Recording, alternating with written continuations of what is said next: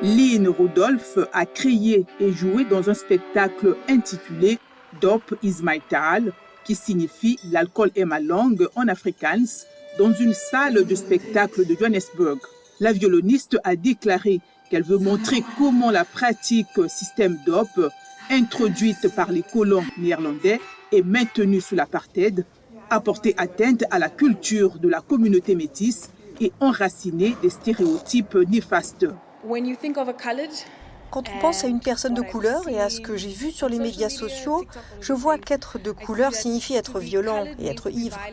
Et je pense que c'est le résultat le plus réussi peut-être de l'apartheid. C'est que les gens peuvent complètement oublier une communauté et la considérer comme le résultat de l'apartheid.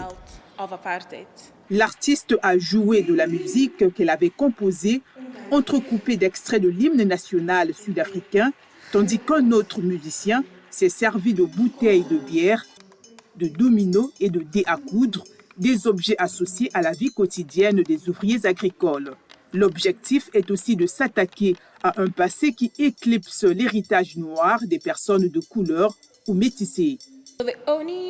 Les seuls souvenirs que nous ayons, les seules histoires culturelles que nous ayons sont « Oh oui, vous savez, votre arrière-grand-père est peut-être écossais ou irlandais ou espagnol ».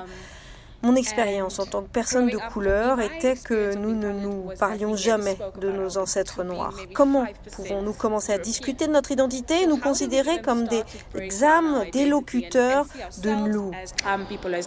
Au fond de la scène, des vidéos ont été projetées sur des danses traditionnelles exécutées par des communautés indigènes Khoikhoi et San, qui sont enracinés dans le Cap occidental et ont été parmi les premiers à travailler dans les vignobles après que les colons néerlandais ont introduit la vinification dans la région.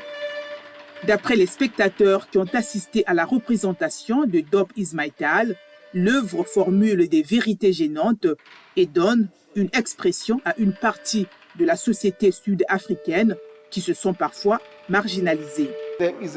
Cette pièce dit qu'il y a un groupe dans un pays dont on ne s'occupe pas, mais que la seule façon dont on s'est occupé de lui est de la bourrer de quelque chose qui l'enfonce dans l'auto-oubli.